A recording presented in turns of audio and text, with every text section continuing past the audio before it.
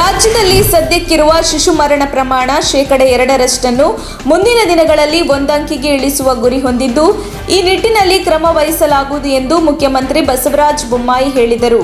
ಬೆಂಗಳೂರಿನಲ್ಲಿ ರೇನ್ಬೋ ಮಕ್ಕಳ ಆಸ್ಪತ್ರೆ ಆಯೋಜಿಸಿದ್ದ ಮಕ್ಕಳ ವೈದ್ಯಕೀಯ ಶಾಸ್ತ್ರದಲ್ಲಿನ ವಿಶೇಷ ನವೀಕರಣ ವಿಚಾರ ಕುರಿತ ಸಮ್ಮೇಳನದಲ್ಲಿ ಮಾತನಾಡಿದ ಅವರು, ತಾಯಿಯ ಮರಣ ಪ್ರಮಾಣದಲ್ಲಿಯೂ ಇಳಿಕೆಯಾಗಬೇಕು.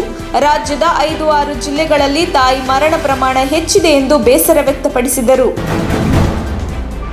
ನ್ಯಾಷನಲ್ ಹೆರಾಲ್ಡ್ ಪ್ರಕರಣದಲ್ಲಿ ಎಐಸಿಸಿ ಅಧ್ಯಕ್ಷೆ ಸೋನಿಯಾ ಗಾಂಧಿ ಅವರನ್ನು ವಿಚಾರಣೆಗೆ ಕರೆದಿರುವ ಜಾರಿ ನಿರ್ದೇಶನಾಲಯದ ಕ್ರಮ ವಿರೋಧಿಸಿ ಕಾಂಗ್ರೆಸ್ ಜೂನ್ 21ರಂದು ರಾಜಭವನ ಮುತ್ತಿಗೆ ಹಮ್ಮಿಕೊಂಡಿದೆ ಎಂದು ಕೆಪಿಸಿಸಿ ಅಧ್ಯಕ್ಷ ಡಿಕೆ ಶಿವಕುಮಾರ್ ಹೇಳಿದರು.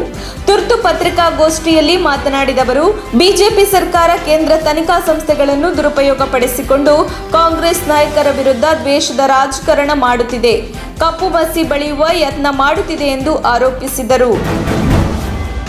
ಕಾಂಗ್ರೆಸ್ ಸರ್ಕಾರ ಉತ್ತಮ ಆಡಳಿತ ನೀಡುವುದರ ಜೊತೆಗೆ ಅನೇಕ ಅಭಿವೃದ್ಧಿ ಕೆಲಸ ಮಾಡಿದೆ.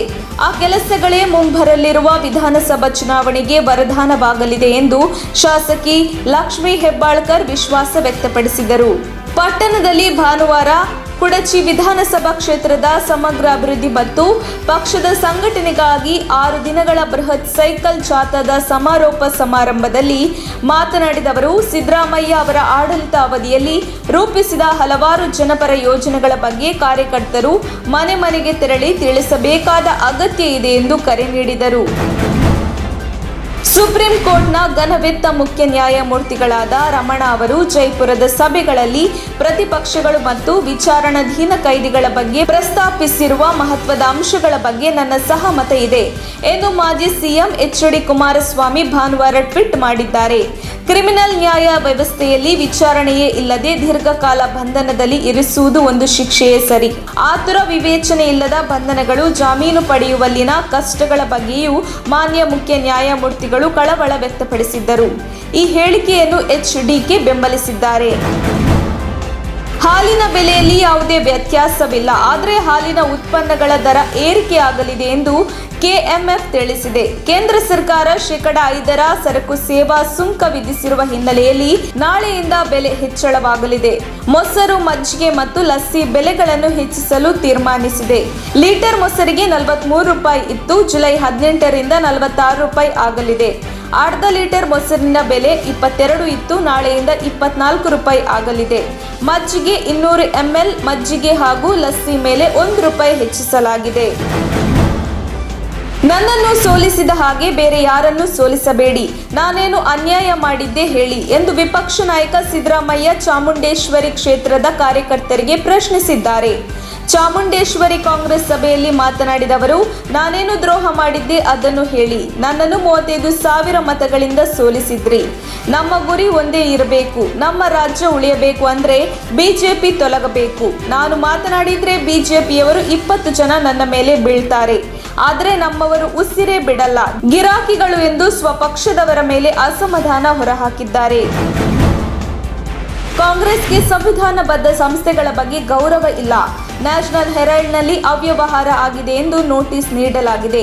ಪ್ರಾಮಾಣಿಕರಾಗಿದ್ರೆ ಸೋನಿಯಾ ಗಾಂಧಿ ಯಾಕೆ ಇಡೀ ವಿಚಾರಣೆಗೆ ಹೆದರಬೇಕು ಎಂದು ಬಿಜೆಪಿ ರಾಷ್ಟ್ರೀಯ ಪ್ರಧಾನ ಕಾರ್ಯದರ್ಶಿ ಸಿಟಿ ರವಿ ಕಾಂಗ್ರೆಸ್ ವಿರುದ್ಧ ವ್ಯಂಗ್ಯವಾಡಿದ್ದಾರೆ.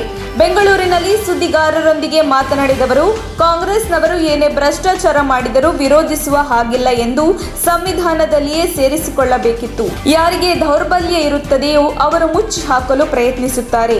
ನೀವು ಸರಿಯಾಗಿದ್ದರೆ ಅಧಿಕಾರಿಗಳಿಗೆ ಉತ್ತರಿಸೋದಕ್ಕೆ ಏನು ಎಂದು ಪ್ರಶ್ನಿಸಿದ್ದಾರೆ.